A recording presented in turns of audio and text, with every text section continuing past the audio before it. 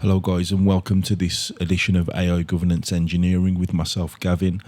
Today's a bit of a tricky one. I was originally trying to do another technical deep dive on a data privacy impact assessment tool I created, but I'm having so much problems and headache with AWS and getting it to work properly. So I've kind of scrapped that for today. I'm just fixing a few bugs with that. Nothing's ever perfect, as it seems when you're trying to learn how to automate AI governance.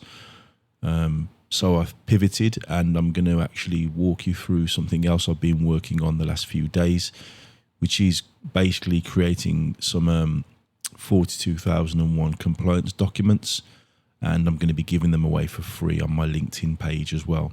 So let's head on over to the documents and have a look what you'll be getting. So before you can manage AI risks, you need to know what AI systems you actually have. And this might sound obvious, but you'd be surprised how many organizations couldn't or can't answer a basic question of what AI systems are we actually using. So we're going to start with the AI system inventory file. I'll just open this up now. And this register addresses ISO 42001 Control A42, which requires organizations to identify and document relevant resources required for activities at given AI system lifecycle stages. So let me show you what's in here. So we've got the system ID and the system name, which is the unique identifier for tracking, and you can see there's examples already here.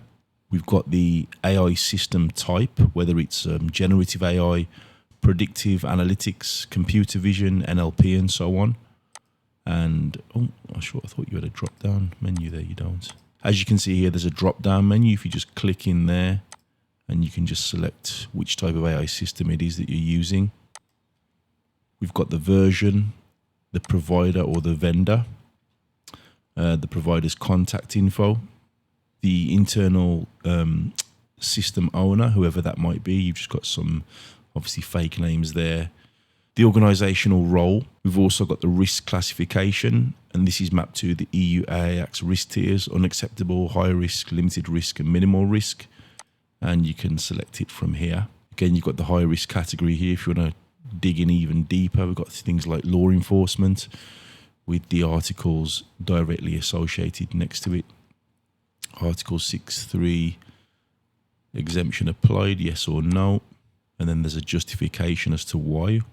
We've got the intended purpose of the system, the deployment status, and you can just change that: testing, validation, in development, deployed, suspended, decommissioned, recalled. We've got the geographic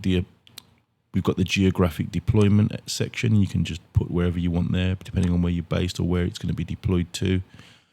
Impact assessment status. Again, you just select from one of the options: requires update, exempt, in progress, impact assessment date, and then you can put the link in to wherever you've got that stored for easy access. Fundamental rights impact assessment required, yay or nay. And again, just the status. Select here: not started, in progress, completed, notified to market surveillance authority. Close out of that. DPIA required, yes or no. You got your primary data sources. Again, you've got some examples there just to guide you along if you're still unsure of how to complete this or what to put where. What else? Special category of data. Again, it's just a simple yes or no question. Computing resources, this is also required. What else? Human oversight. We've got human in the loop, human on the loop, human in command, fully automated. Human oversight measures, again, just some guidance in there. Retention team reviews predictions before action and weekly model performance review. Transparency measures, what have we got here? Model documentation available, decision factors explaining the user interface, use of a notification required. EU database registration required. If it is, the status, pending registration, registered, etc. You can put the URL in. Is there a CE mark required, yes or no? Conformity assessment type, third party, notified body, self-assessment. Applicable Annex A controls from 42001. When it was last reviewed, you've got the next review date highlighted. Reviewed by whom in your business. Review outcome. Compliant, no action required. Let's see. Yeah, we've got another drop down list there just to support you. Notes and comments. You can add obviously your own discretion and requirements. Model retrain quarterly. Last retraining 2024 quarter 3. Performance metrics are stable. And then related documentation links. So here's what makes this powerful. The inventory links directly to your other registers.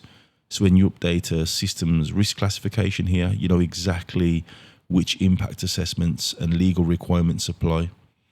So once you know what AI systems you have, you need to understand what infrastructure supports them. And that's where our next document comes in. So I'm now going to open the AI infrastructure assets document. And this addresses ISO 42001 Control A44, which requires you to document information about the tooling resources utilized for the AI system. And in this register, you'll track the asset type, such as cloud platforms like AWS SageMaker or Azure ML, on-premise servers, GPUs, ML frameworks, data storage, that kind of thing. Provider information, especially, which is especially important for third-party cloud services. Associated AI systems linking back to your inventory. Security controls, what protections are in place. Capacity and performance metrics, because ISO 23894, the AI risk management standard, includes maintainability as a key objective.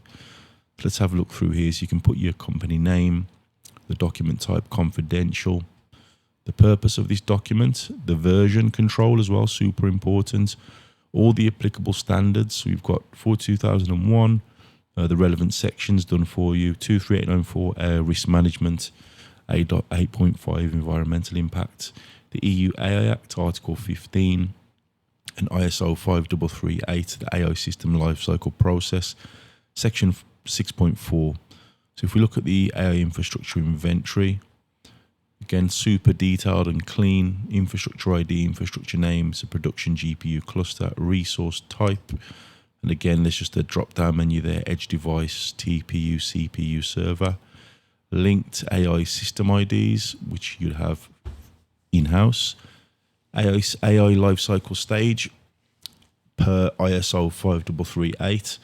And again, you can just go down here. You've got design and development, data engineering, training and knowledge acquisition, verification and validation, deployment and transition, operation and inference, continuous validation, maintenance, multiple stages, deployment model, private cloud in this example, but you've got on-premise, public, hybrid, choose as you see fit. Cloud provider is also in there, and you can click other if you have something different from the main ones.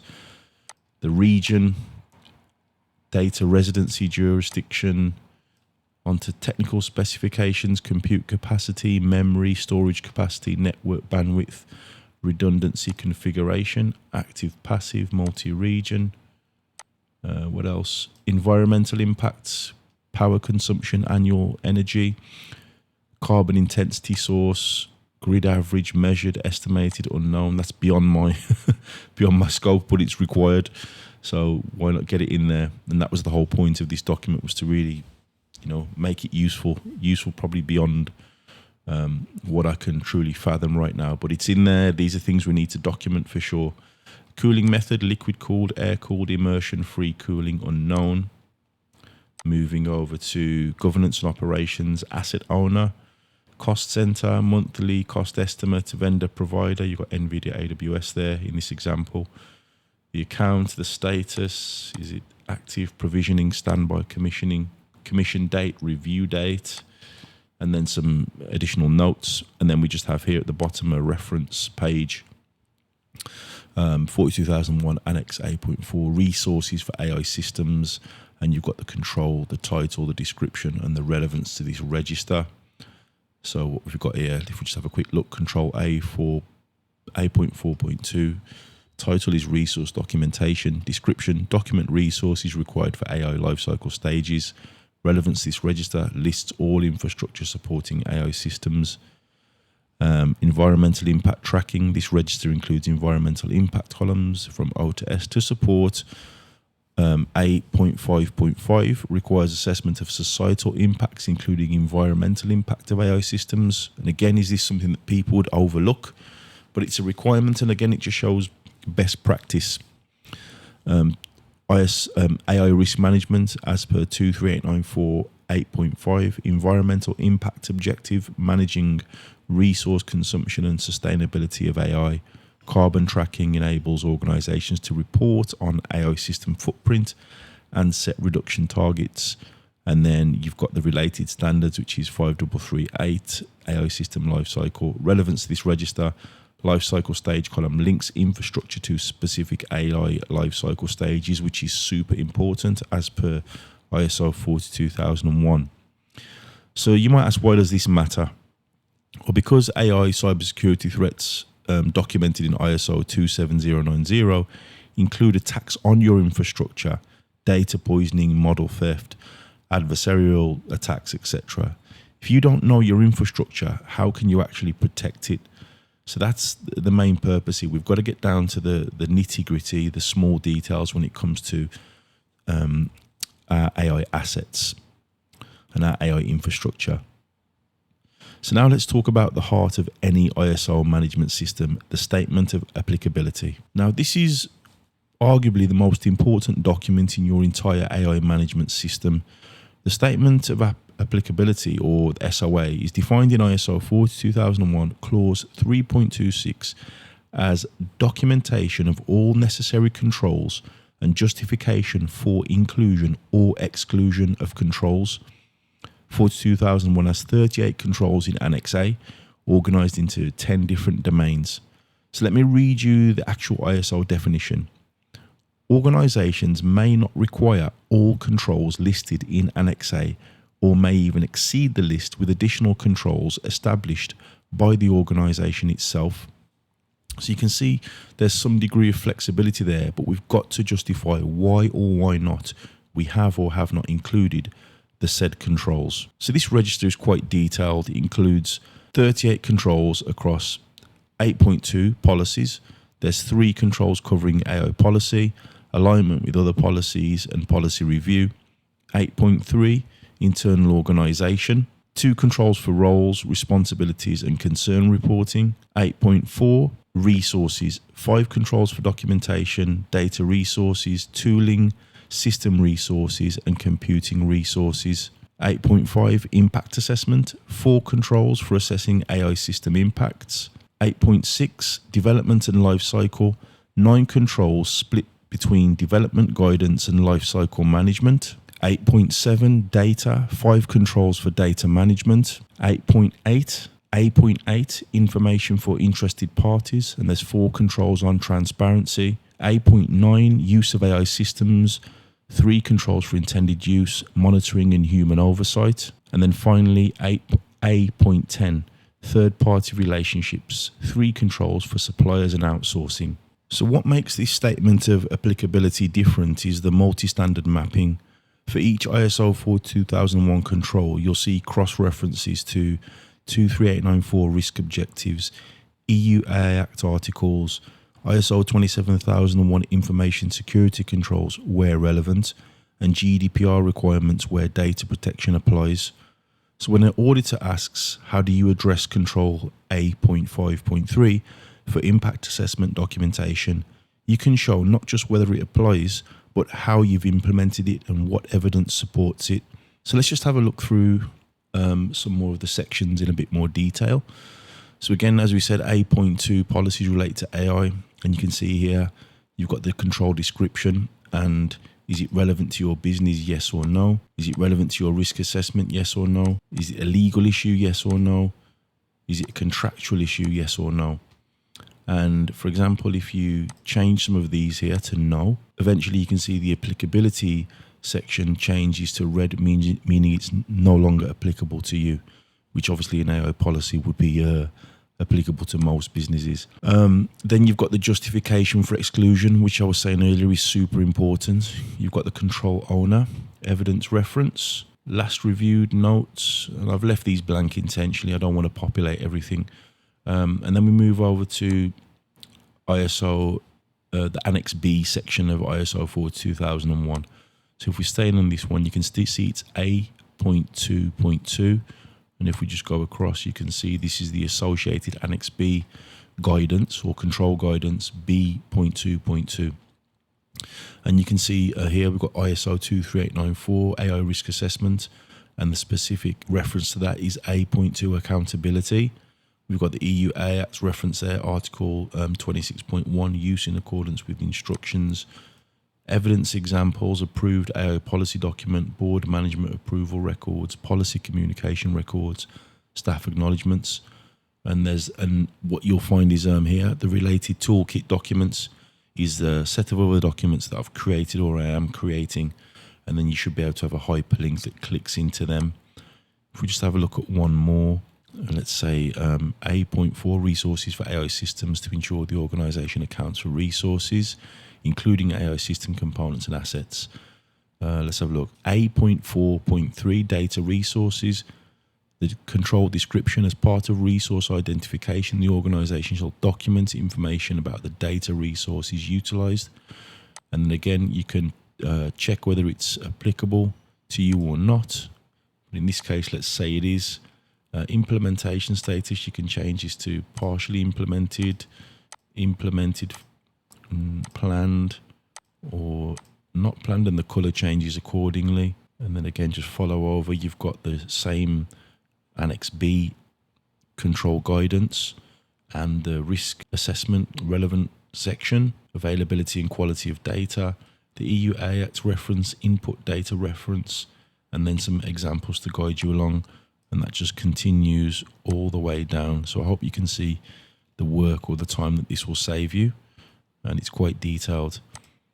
And then here you've got the summary of your results and findings.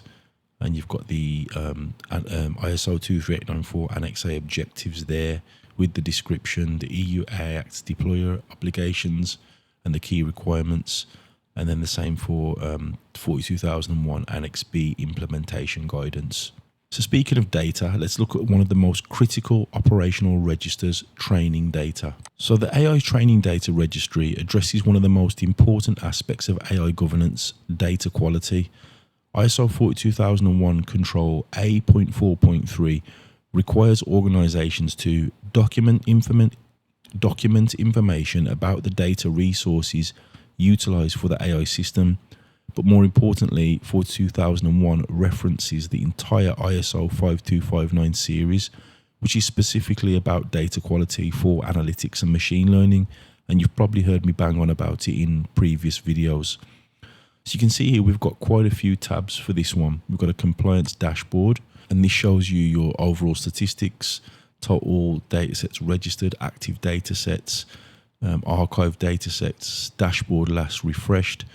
You've got that 42001 Annex A, 0.7 control compliance. If we just expand this a bit here, A.7.2 data management processes, evidence field, AI system linkage, etc., etc. And then you get a risk distribution, a bias assessment status, EU AI Act risk classification, data quality assessment summary, GDPR privacy compliance metrics, and overall compliance score.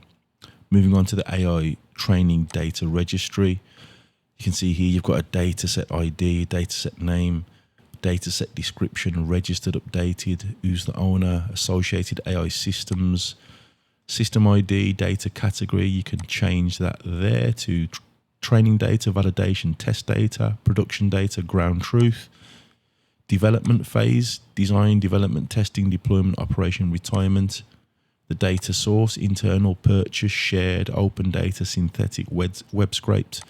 And again, if you've read ISO 42001, you'll recognize this terminology. Data source name, you can input their source characteristics, static stream gathered. And again, you'll find all of this within 42001.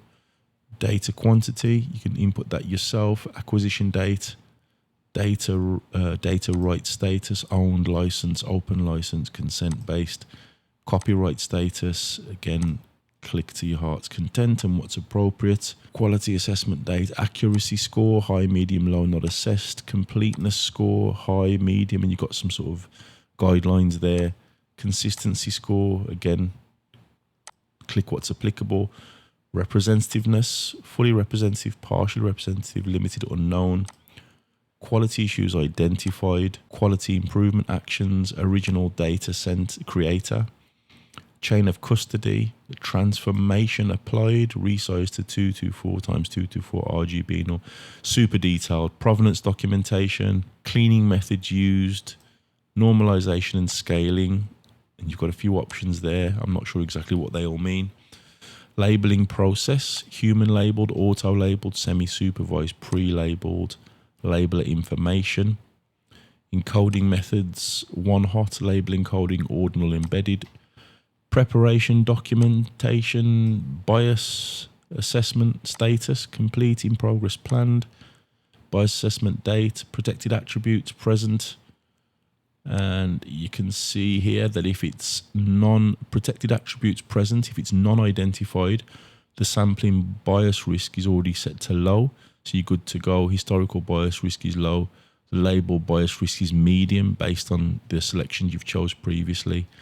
If we look at this one here, age, gender, race, ethnicity, nationality, it's already set your sampling bias risk to high, your historical bias risk to high, and your label bias risk to high.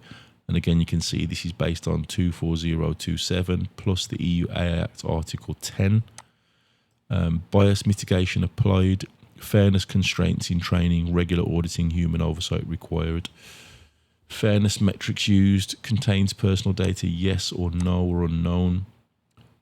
Categories of data, subjects, job applicants, categories of personal data, education, work history. Lawful bias, as per GDPR Article 30, consent, contract, legal obligation, vital interest, public task. Retention period, whichever is applicable in your part of the world. International transfers, yes, yes, yes, no. DPIA required, yes or no. And at this point, you get an EU AI Act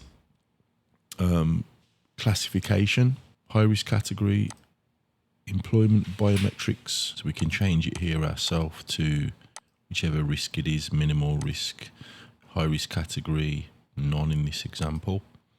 Data governance compliant, partial, yes, no, under review. And then you can get an overall risk rating there.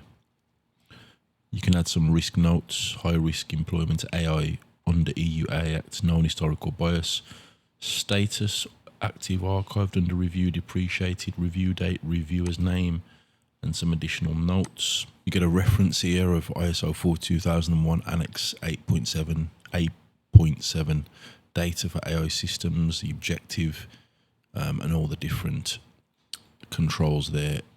You get a reference for ISO 5259, super important.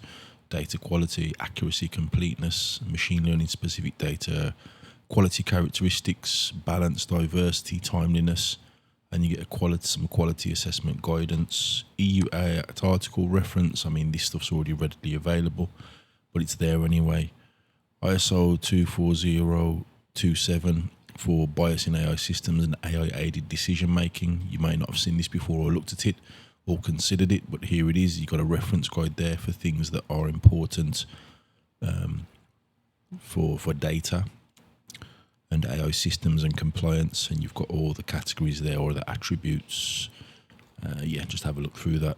And then finally, the 23894 AI risk management Annex A objectives, all laid out for you here, and just please read through them.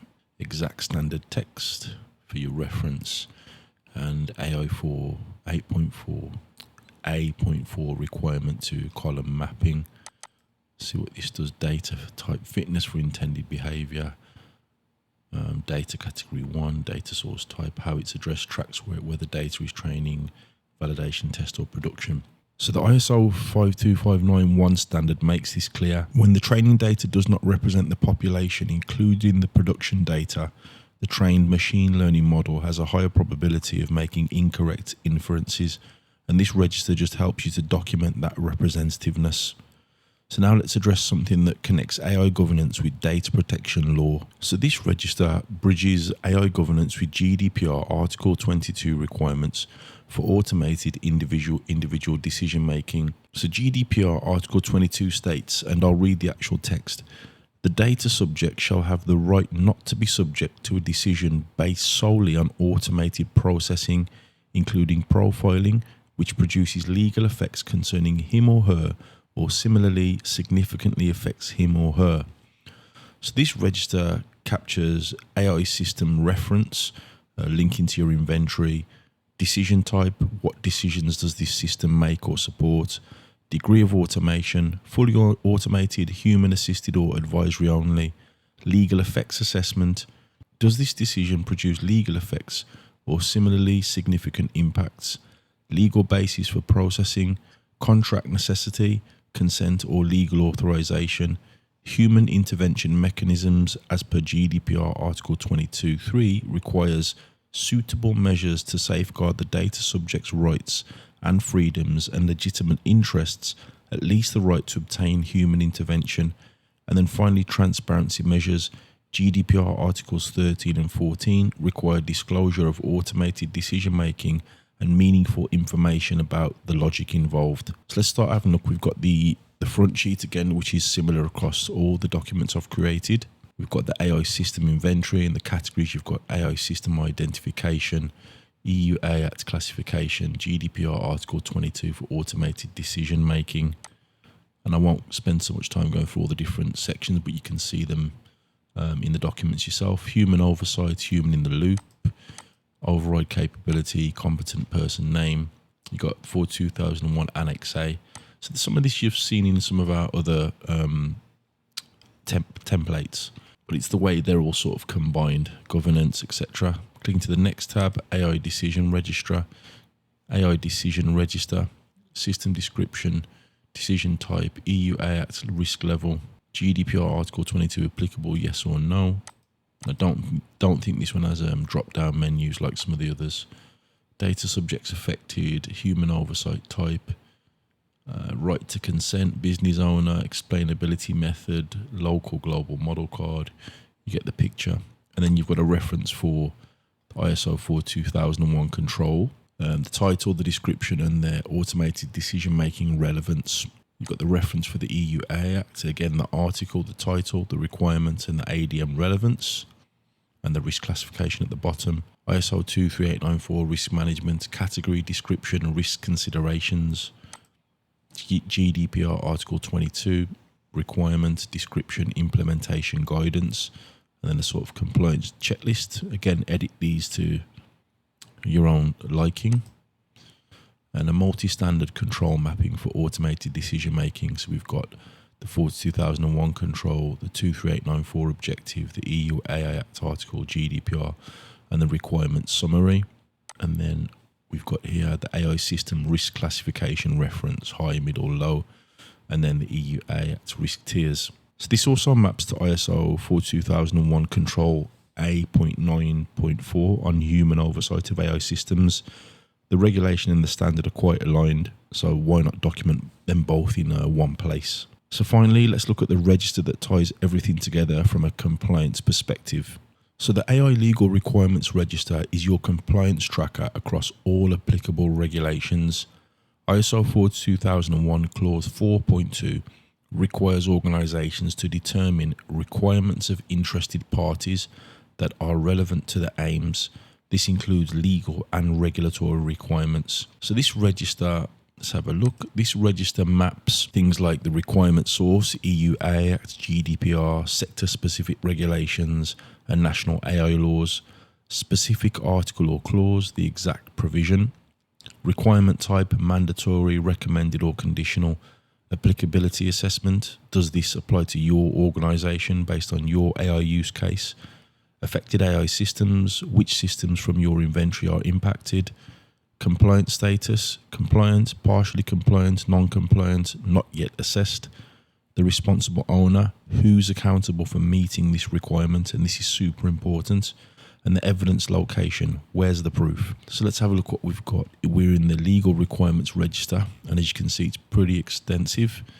and it leaves a section at the bottom for any contractual requirements. So add your contract and agreement obligations, and you've got some tabs here to help you along: customer contract name, clause description. But let's have a look at some of the ones that are already populated.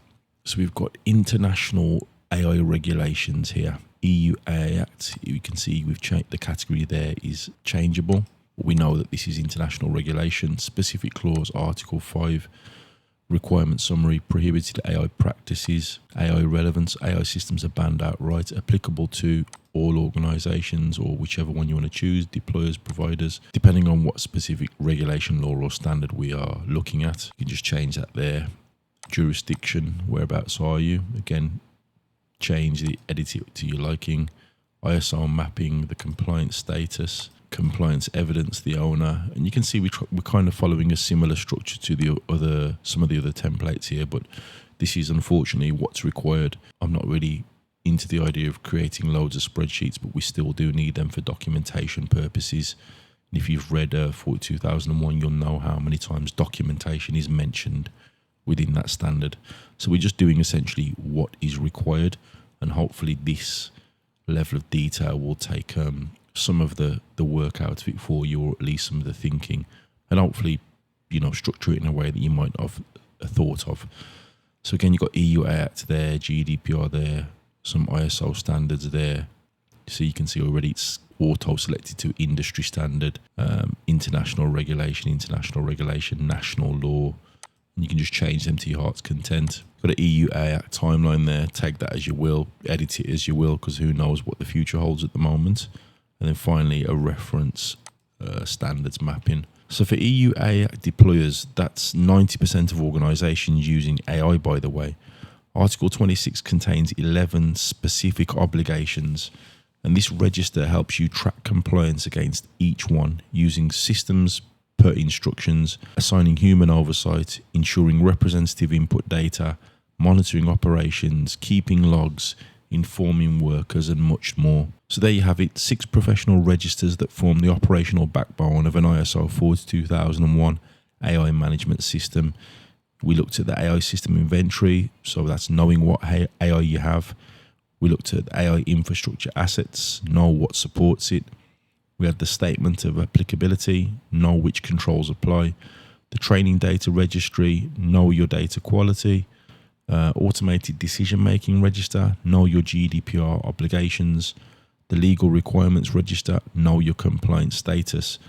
So these aren't just spreadsheets as such, they're audit-ready documentation mapped to 42001's 38 Annex A controls, cross-reference to ISO 23894 in a little way, the ISO 5259 data quality series, ISO 24027 on bias, the EU AI Act and GDPR. So you can download these from my LinkedIn profile, and the links below in the description. Look for the pin post about ISO 42001 resources. You can download, customize for your organization, and start building your AI management system. This is just a few of many that I'm currently building each day at the moment. So in the lead up to Christmas, I'll be giving loads of these documentations away for free. If you notice anything that's not quite accurate in them, then just go ahead and change it. But hopefully you'll see the value in this, that it's a tool that you can at least start, that you might have been putting on the back burner, didn't know where exactly to start. It might look similar to other templates you've got for other management systems. And for me, it's just something that I wanted to do. I started the PEC-B lead implementer course for 42001 this week, and it just got me thinking, actually, I spend a lot of time trying to create these automated tools for 42001 and all the other ISO standards. But the point is this, you're still going to need documents and evidence. So I've sort of just slightly pivoted and thought, well, actually, I've got a bunch of templates anyway, not specifically tailored to 42001, some other standard, but let me just edit them now, which I can do relatively easy, add a few unique touches to them, and share them with the community. So again, thanks for watching AI Governance Engineering with myself, Gavin. I appreciate you watching my learning journey, remembering I don't work in audit, assurance, IT, AI, security, cybersecurity, nothing. So I'm just trying to learn and display everything that I do in the open, nothing to hide. And I hope in within that process, there's some value that I can share as well. So thanks for watching. I'll be back later this week with a few more videos because I've been a bit slack this week due to it being the end of school year and, you know, deadlines for marking and student reports and stuff like that. So expect a few more videos from me before the weekend. Thanks for watching.